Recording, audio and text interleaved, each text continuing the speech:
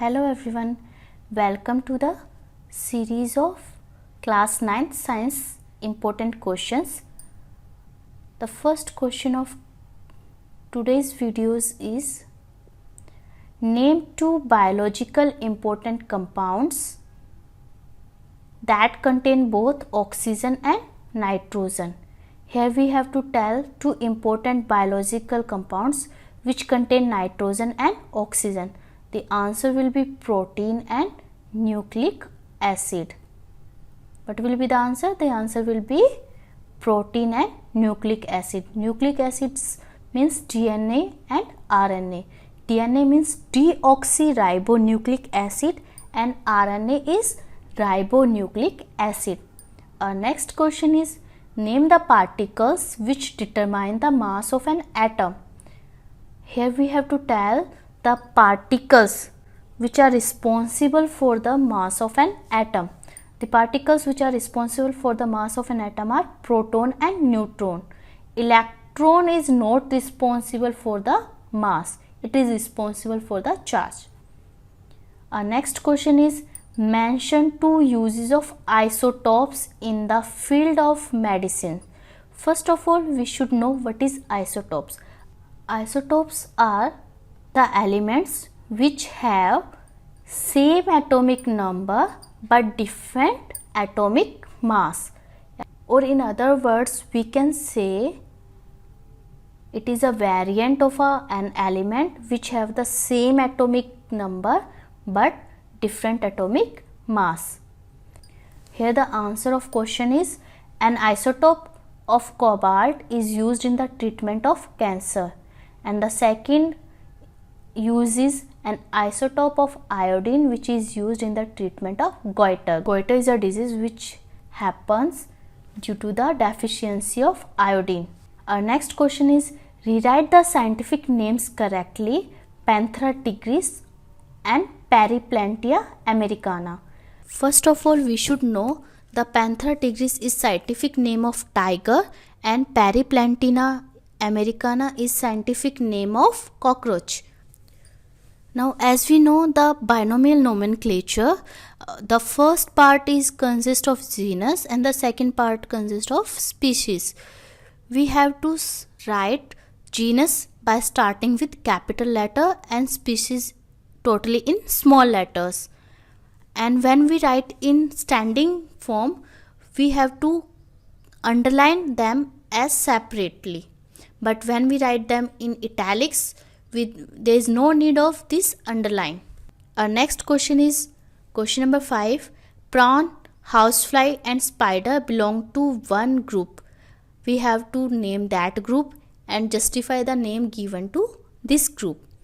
As we know, prawn, housefly and spider, they belong to Arthropoda group. As they all have jointed legs, that's why the word Arthropoda given to this group. The word arthropod means jointed legs. Our next question is what is sonar? The full form of sonar. Sonar is sound navigation and ranging, is a technique for determining water depth and locating underwater objects such as reefs, submarines and schools of fish. Sonar is a technique which is used for determining the depth and to locate the objects which are present underwater, especially in sea and oceans such as reefs, submarines and schools of fishes. Our next question is flash and thunder are produced simultaneously, but thunder is heard a few seconds after the flash is seen. Why? The speed of light is 3 into 10 raised to power 8, not 108, it is 3 into 10 raised to power 8 meter per second, whereas that of sound is 344 meter per second in air. The speed of light in air is 3 into 10 raised to power 8 meter per second and that of sound is 344 meter per second. That's why as the speed of light is more than the speed of sound. A flash of lightning is seen at once, but sound takes a few seconds to reach our ears. This is the reason. Our next question is, give 2 examples for each of the following. A. Acute disease, the disease which stay for a short period of time. Examples are viral fever or flu. B is chronic disease which takes for long time. Elephantiasis and tuberculosis. TB. Infectious disease, the disease which can spread from one person to another, from an unhealthy or diseased person to a healthy person. A smallpox, chickenpox.